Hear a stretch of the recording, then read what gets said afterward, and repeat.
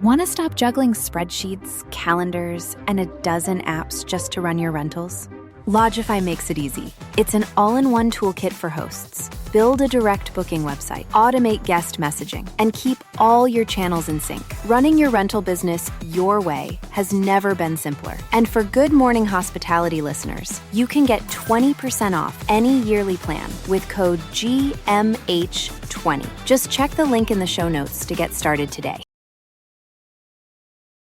Welcome to Good Morning Hospitality, your one-stop shop for the latest news, noteworthy trends, and thought-provoking discussions across the industry. From hotels to short-term rentals to all things travel and hospitality, you'll find each episode equips you with the information that you need to start your week.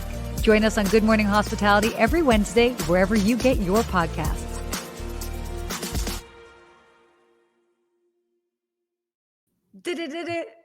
Every time I see that intro, I'm so excited because it was so great how our footage just worked so well together. Listen, we had a great team put those together for us, but I'm happy to be back. I missed you last week. I missed you too. Happy belated Thanksgiving, whether you celebrated or not, by the way, for everybody that's tuning in.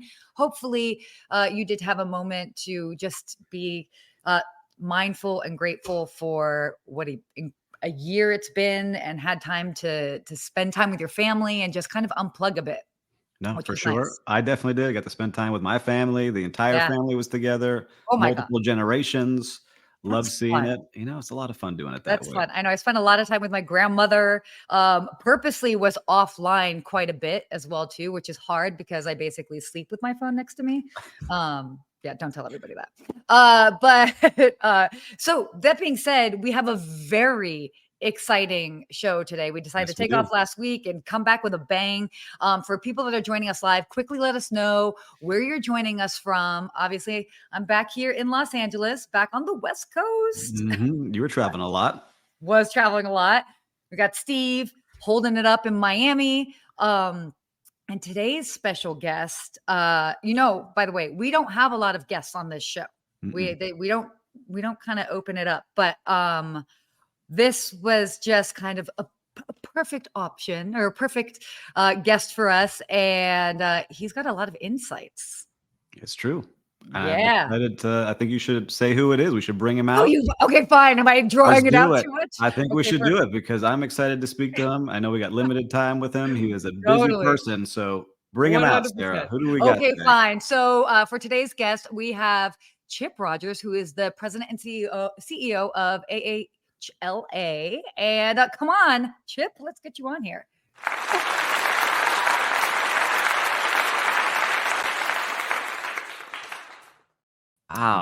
Wow. So as you guys were describing who your guest was, I'm like, did they invite somebody other than me? Like, this sounds so interesting. Who could this possibly be? What? And I love that we have upped our game. We now have sound effects. We do. Coming up. So great job back at house. Good job, Will, getting some sound effects on there. Wow. So we've got people joining us from all over here. Miami, Belize, Israel, London. near BWI Airport, Maryland. Whoop, whoop. Very nice. Sorry for my sound effects. Caffeine has clearly kicked in over here. So Chip, thank you again so much for joining us. This is, I mean, you obviously have your finger on the pulse of so many things. And what's so great as well too is, with what's going on in the hotel and hospitality industry, breaking down different legislations or things that are trying to be passed and what we need to be mindful of. So why don't we just kind of start off with like the bigger picture and just talk about the state of the industry, what's going on, what do we need to be mindful of? And for those that are tuning in, what can they take away right now? Well, first, great to see both of you. Hope you had a great Thanksgiving. Thank you. Yes. Thank you. I was thinking about like, who are the type of people in life that I don't trust? Anybody that doesn't like dogs, I got an issue with you. And if you don't celebrate Thanksgiving, like what else would you possibly celebrate? Like the most American of all holidays outside of Independence Day. But I hope you guys enjoyed your Thanksgiving. Oh, I did. Yes. Before we get into the serious, hard-hitting questions, what is your favorite part of the Thanksgiving meal? Because that's usually a big key to see who you're sitting with. So sweet potatoes with like the cinnamon and stuff on top. I mean, and some people put marshmallows. Yeah. Oh yeah. It is hard to beat that. But I like everything at Thanksgiving dinner. So it's all good. Oh, do we like canned cranberry sauce or the real deal? Well, the real deal is better, but I'll eat either one. I mean, if you put it in front of me and I'm hungry enough, I'll go and eat it. So yeah. Same. Well, I think it's perfect that you're here, and I know that you're going to get into it. We're wrapping up the year. Maybe you can do a little bit of what you saw in 2023 that was a big win for the industry and some things we got to work on, and then we can talk about 2024. Yeah, I think we came into 2023 with a lot of optimism. People thought, okay, this is the year we're going to be back. A few things happened that probably slowed that down a little bit. So as we close it out, I would say we're awful close. But when you factor in inflation, it's had a significant impact because at the end of the day, occupancy can be great and RevPAR can be great. But if you're not making money, you're not making money. And hoteliers aren't making money. I mean, the industry is feeling much, much, much better than it did in recent years. But we're just shy of that occupancy number. We've seen a flattening of the leisure travel. The small group travel was back, a year and a half ago. Yep. Yeah. The big group travel is coming back, as you guys know. Once that goes offline, it takes a few years to get back completely online. The one that is, of course, of the most concern is your inner city business travel. Now, what I always remind people that there's a lot of business travel that happens along the interstate with truckers and traveling people but the inner city where people are not back in the office 5 days a week, that's still struggling a little bit. So if we put all that together, I mean, occupancy is pretty darn close to where we expected it would be. The mix of the type of travelers probably close to what we thought it was going to be. Even with these ADR gains, though, you're still looking at some struggles because inflation, particularly labor inflation, has been probably more than we anticipated. And then depending on what market you're in, it's always a market by market. Depending on what market you're in, it could be a little tougher. I laugh at my dear friends in Miami, and I know we were just talking about you being in Miami, but they're like, "Oh, that we're down a little bit from last year." I'm like, "But down from what?" Like you records. Another person in a hotel room in Miami. So the market matters for sure. And so when you're seeing these inner city hotels, what can they be doing to get people back? Because it's tough. You see some cities that are really struggling and some big name cities and where the people aren't going back to the office. What do you think they could be doing just from what you're seeing? Look, one of the things that we've encouraged elected officials to do at the local level is, have policies that encourage people to come back into the city, and whether that's tax credits or getting their own city workers back in the city is helpful. I mean, here in Washington, D.C., the federal government's not even 100% back. And we've been asking the administration for quite some time, bring these workers back, get them back into the office at least a portion of the time, because there are so many small businesses beyond hotels that absolutely must have workers back in.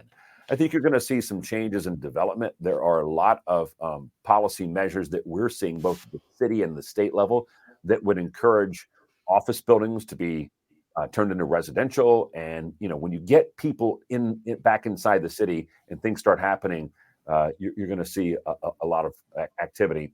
And then the last thing is business leaders. I know that if you go back 9 months ago, 12 months ago, when you look at that pendulum of who really controls the momentum between the employer and the employee, at that time, it was really the employee. They could choose when I'm working, where I'm working. That pendulum swung a little bit back towards the employer. And a lot of employers say, you were totally remote, or you were 2 days a week. Now we're going 3 days a week, or now we're going 4 days a week.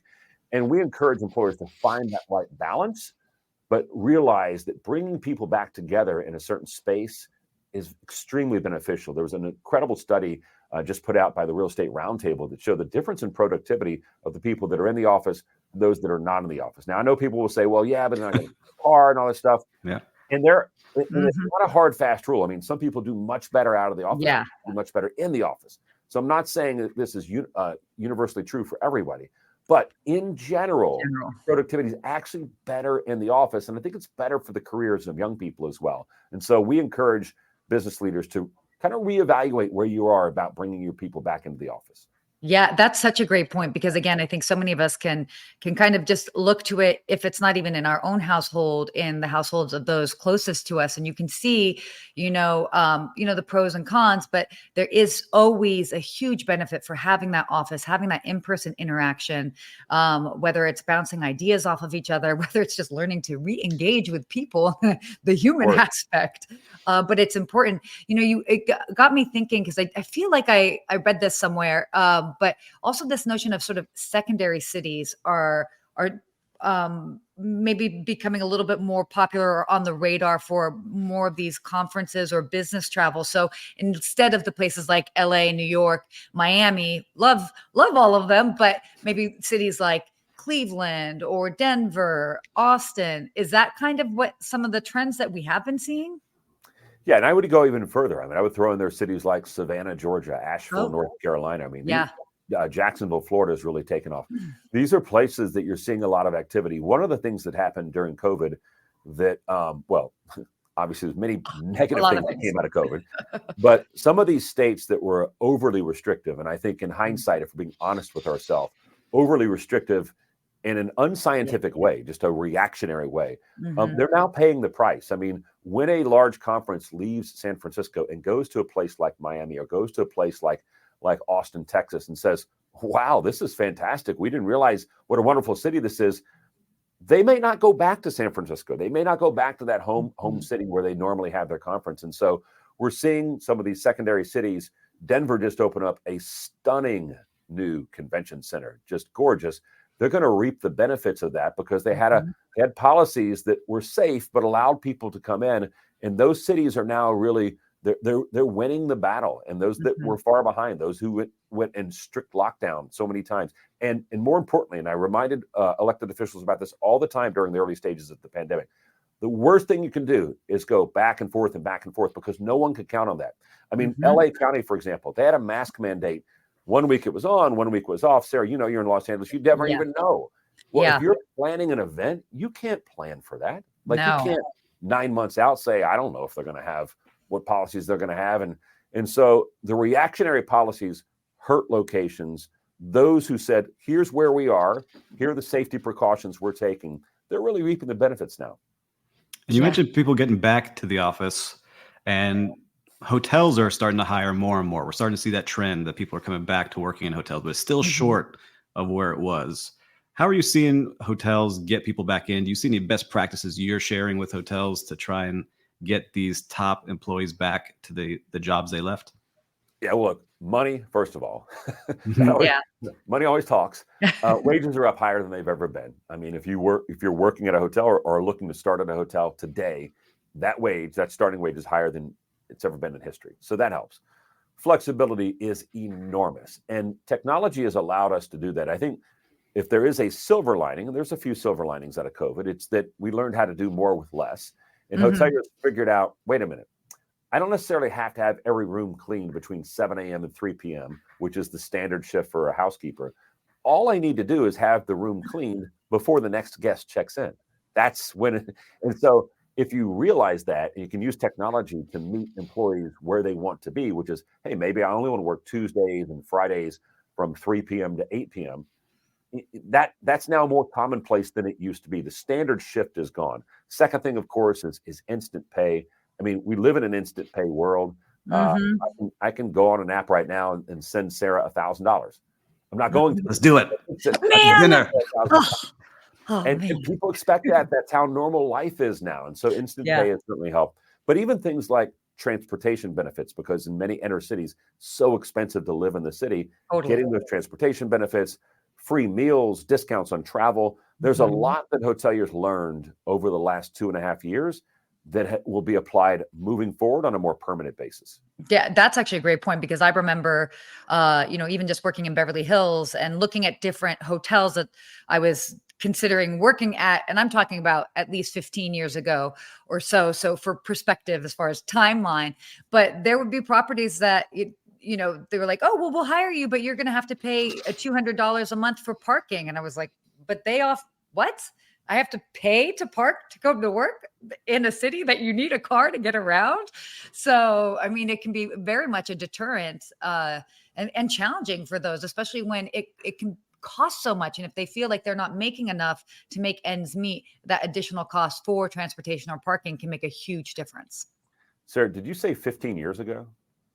Yeah. She was only 15 when she was working there. She was underage. That violation of child labor laws at that point? That's funny. Yeah. No, I worked in hotels for 18 years. Yeah. I started when I was 12. No, I'm kidding. But a little bit after that, actually started in DC. But yeah, no, these are all valid points. So why don't we talk a little bit about, what's going on with Los Angeles? I know people want to hear a little bit about what's going on with the homelessness issue here, and then also New Jersey. Sure. Los Angeles. Boy, we spend a lot of time and money on Los Angeles. We can take a breath. We know. Yeah. I don't know what people are thinking when they go in the ballot box in Los Angeles and choose who their elected leaders are. But they're not thinking like most rational people around the rest of the country. Yeah. They come up with some of the most ridiculous public policy ideas that I've ever seen. And one of the challenges you face in California, which, look, we have 50 states. I don't suspect we're moving past that anytime soon. But if a new state were to be created, I would tell them this: do not create easy access to ballot measures. And what I mean by that is if anybody can just go out and gather signatures and put any crazy thing on the ballot, I think you take away from really how government should work, because these are not easy questions. And policy questions should not be answered on a bumper sticker or on a 30-second ad. They should be thought about. All sides should be heard. They should be researched. You should understand what you're about to do and the potential impact of it. And then you make a decision. When you, in California, because it's so easy to put any question on the ballot, when you just gather signatures and throw something on the ballot, that's just people who are many times, not because of their own fault, but they're uninformed about all the potential impact of these type of things. So that takes us to Los Angeles. Unite Here was able to gather enough signatures and put on the ballot this idea of putting homeless in hotels next to paying guests. Now, most people look at that and say, you got to be kidding. Like, that's not really happening. Yeah. But it is happening. Now, we think they're going to pull it off the ballot. There was some activity in the LA City Council just last night that we think will be beneficial and get Unite Here to pull that off the ballot. But look, we polled it. We asked housekeepers, what do you think? They're like, we do not want this. We asked guests, what do you think? They're like, we don't want this. We polled people across the country who were thinking about coming to Los Angeles and said, look, if they pass this measure and there are homeless people in the hotel next to you, in the hotel room next to you, are you going to come to Los Angeles? 75% said no. So this would be incredibly devastating. And that's what I mean by the ballot measure mentality. We can all look at homelessness in LA and say it's a serious problem. No question about it. No question. But this is not a serious solution. And so you got to think about these things. And that's why it's important for all of us to be involved, because whether it's homeless in hotels in Los Angeles or any other public policy prescription, we need to be able to tell elected officials, hey, I'm in the hotel industry. This is what's going to happen if you do this, whether it's good or bad, and be able to influence their decision in an informed way, because lawmakers, they want to be informed, but oftentimes they're just not. Yeah. So I heard on another interview you did that you're saying, look, if we want to deal with homelessness, why don't we look at the residential units that are being flipped into commercial units illegally? Is that something that you can touch on for us and maybe expand a little bit on that idea? Yeah, look, because of technology, our lives are so much better. We have so many more options, and lodging, of course, is that same way. But if you think about how you design neighborhoods, how you design communities, how do you design cities, you say, okay, in this area, we're going to have industrial. In this area, we're going to have, residential housing. Over here is going to be kind of the bar restaurant district. And you look at that in a way that people's lives are impacted in a positive way, not a negative way. When you turn residential properties into commercial properties, which are not their intended use, by definition, you're going to impact the residents that live around that. And so that's what we've seen everywhere. Now, the obvious impact is if I'm living in a condo building and the room next door to me now all of a sudden is just a party house, I don't have a neighbor. I've got new people coming in and out every single day. That is a nightmare for me. Yeah.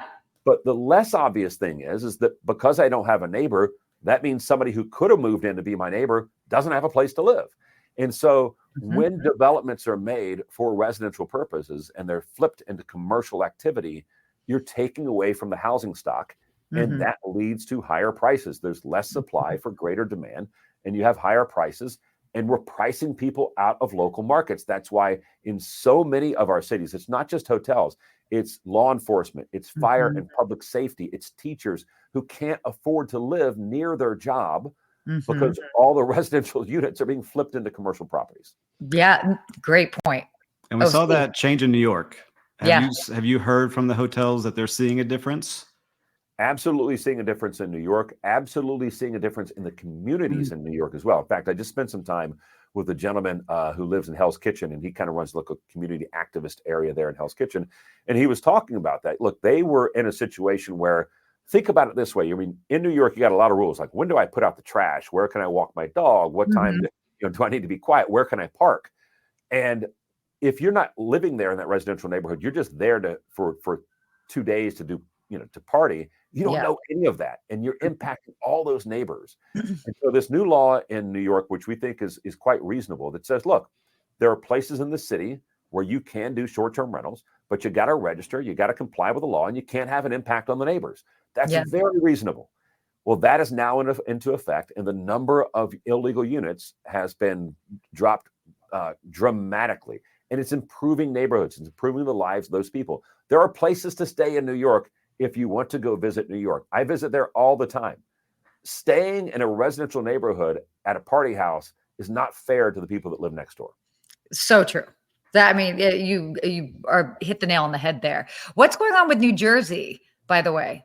All right. So New Jersey, while not exactly the beacon of great public policy making, is slightly better than Los Angeles. Let's say that. There is a proposal there that strikes at the heart of the franchise model.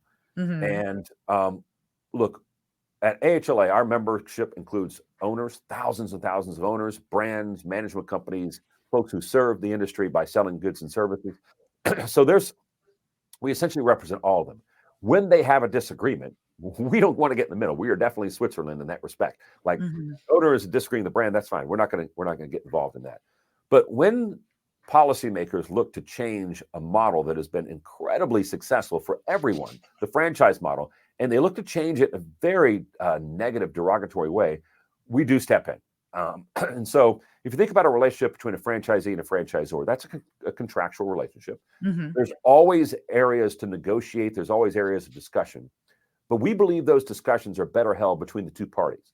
Inviting the government to step into your private business interactions has never resulted in something good. I've never heard someone say, hey, you know what? I was having a problem with somebody I do business with, and I asked the government to step in and make a law, and everything got better. Like, that doesn't happen, right? Yeah. Because once you let them in the door, it's not like they're going to turn around and leave. And so in New Jersey, there's a proposal that does a lot of ill thought out things. Let me give you a perfect example. One of the things it says, and this is one of probably a dozen bad ideas, one of the things it says is that if you have a hotel in it with a certain brand, you have a protection area. And we certainly recognize that. And that's part of franchising. Like, if I have a Hilton Garden Inn, I don't want them building another Hilton Garden Inn in within a certain area. That's understandable. Yeah. But under this law, it says that any hotel built by that same brand cannot be built unless that owner of the Hilton Garden Inn or that owner of that franchise gives the authority.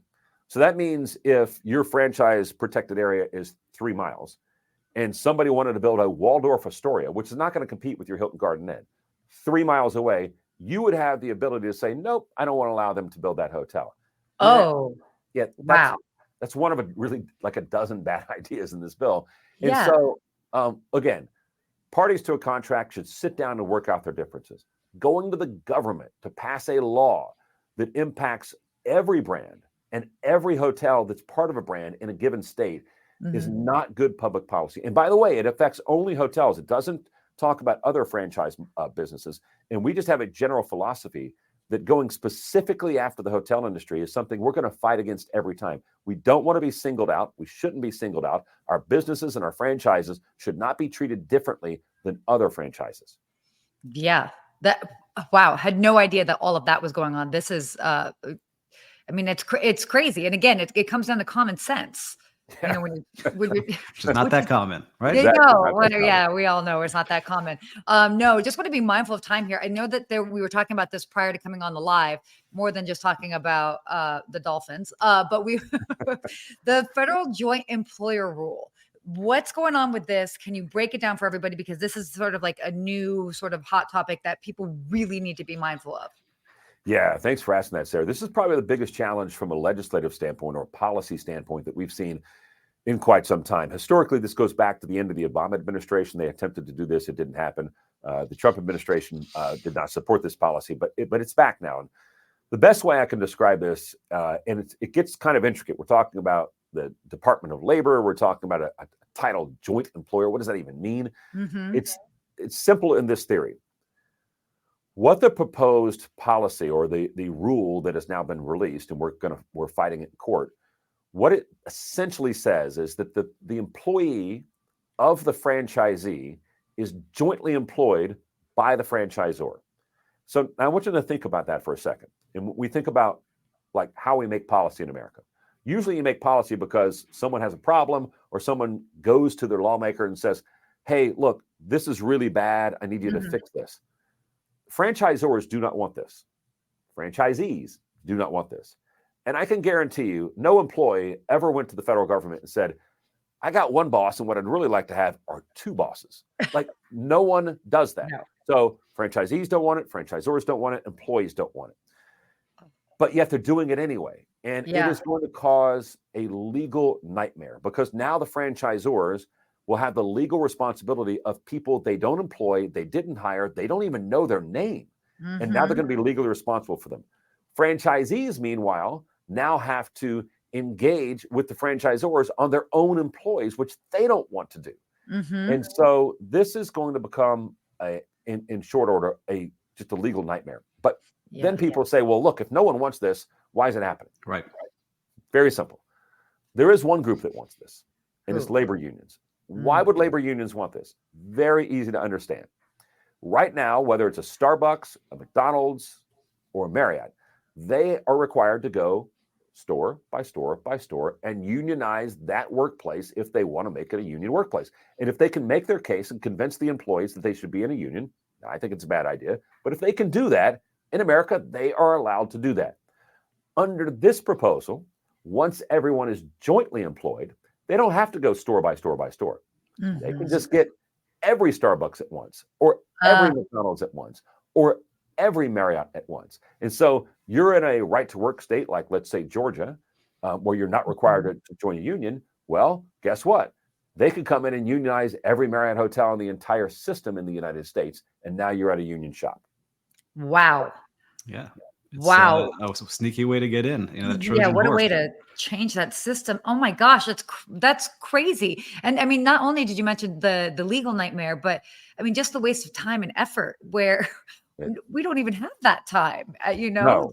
But look, these businesses are trying to come out of the worst economic situation they've ever faced, trying to dig out of that. And now this type of nonsense is layered on top of them. And again, policymakers, whether it's at your local city or in Washington, D.C., should be responding to things for which there is a demand, a necessary demand in the proper role of government. In this particular case, there's no demand. No one wants this. No one is asking for this other than the unions. And if they want to unionize a hotel, there's already a legal remedy to do that. They can go unionize the hotel if that's what they want to do. Yeah. And so this is a solution, a very bad one, looking for a problem that doesn't exist. So that term joint employer, we heard that a lot in hotels where you're working with a staffing company. A lot of people are using staffing companies to get through right now. Do you think that will affect this model as well? Because a lot of times, hey, we don't want to be a joint employer. You're the staffing company. You have separate contracts, separate employees. Do you think that'll affect that as well? Or is that a completely different case? Absolutely. The term is that they're using now, the new term is uncontrolled authority, which means by some thread of a business link, you are now jointly employed. And so the current law, before they changed it, is you have to have direct control. In other words, if I hire you and I direct you what to do every day, you are my employee. If I didn't hire you and I don't tell you what to do, I don't even know your name, then you're not my employee. It's pretty simple. That's the way it's always been. This radically changes that, and it'll impact management companies as well. I think if this ultimately goes through. If we fail in the courts, the big loser, well, everyone's going to be a loser, but why would you be part of a brand? Why wouldn't you just go be part of an independent hotel? And if you're a part of an independent hotel, then of course you're not going to probably want to use a management company or anybody else where they can link everybody together and unionize at once, which is the goal that they would do. Wow. Thank you so much for breaking that down. This is great explanation. Easy to break down a hard situation. See, even Jason believes that too. Yeah, exactly. So I just want to be mindful of time. And if you have just like a few more minutes, we'll just kind of like wrap this up. I want to lead people on sort of like a future looking future outlook. So for 2024, what should hoteliers be thinking of, be mindful of, just all things considered? Bring those groups back, especially the large groups. They're out there wanting to come back. We're going to see that. If you have lived off of this 2 to 3 year high, especially if you're in some place like Florida, 2 to 3 year high of the leisure traveler, don't expect growth in that leisure market. You're probably about the best of where you're going to be right now for 2023 leisure numbers. So I don't want to be negative because I think the industry is continuing to trend back towards normalcy. Inflation is coming down, but wow, when we hear year over year inflation numbers, remember you're talking about year over year, and last year was really high. And so you always have to keep that in mind. But in general, the reality is as much as, you go to the airport and it is a struggle. I was in the Atlanta airport 2-3 days ago and it was a nightmare, an hour and a half wait in the clear TSA pre-check line. I saw those images. But it is, look, it honestly is easier to travel than ever before. The world is more connected. It is a smaller place. And it's human nature. Like people want to be with other people. And so travel is going to continue to grow. There's no question about it. So we're in a great industry with wonderful people. And remember, at the end of the day, we're making memories. We're not stocking shelves. We're not delivering packages. Those are really important. Like when I go home today, I expect my package to be there. But when I go to a hotel, I expect to get a memory out of that. And being part of this industry is so special because you get to be a part of people's lives when they're at their best. I love that. Yep. Could not have said it better myself, I have to say. My gosh. Ugh. Okay. Got the chills, which is a good thing. Well, to be mindful of the time, I think we'll just kind of skip to our hospitality quote. We'll just to kind of like wrap things up, unless you have any other final things that you wanted to make sure you shared with everybody today, Chip. No, I just thank everybody for watching this wonderful show and keep watching it every single week. These folks do a great job. Yeah. And if you're open to it, we would certainly love to have you on, in the next quarter, whenever there's new updates and things that we want to be able to share with everybody. I know that everyone tuning in would really take away a lot from that. So, why don't we just quickly get to our hospitality quote to be mindful of the time. Steve, do you want to read this? Absolutely. So it says, I tell our people all the time that success is never final, and it isn't. It's a lot easier sometimes to get to the top than it is to stay there. And that's J. Willard Marriott. I like this quote because, again, it's like we always focus to get to the top, but then it's like it's all about consistency and maintaining it, which is a huge pillar, I think, to hospitality. It is. And I went this entire show without any sports references, so I got to get some going out. Come on.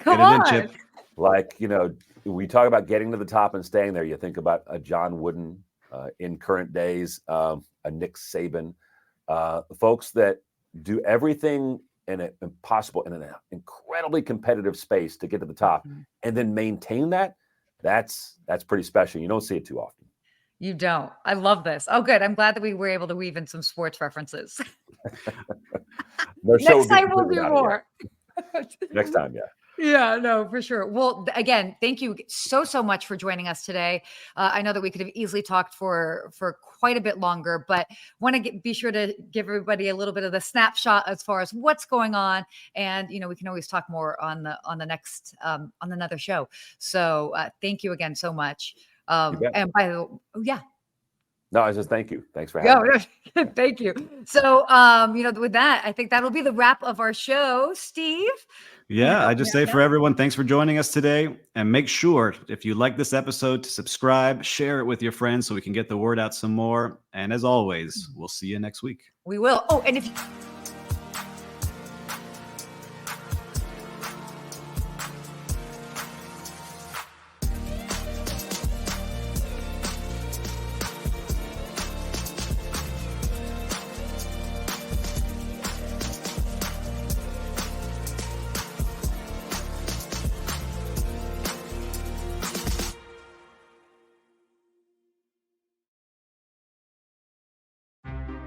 Want to stop juggling spreadsheets, calendars, and a dozen apps just to run your rentals? Logify makes it easy. It's an all-in-one toolkit for hosts. Build a direct booking website, automate guest messaging, and keep all your channels in sync. Running your rental business your way has never been simpler. And for Good Morning Hospitality listeners, you can get 20% off any yearly plan with code GMH20. Just check the link in the show notes to get started today.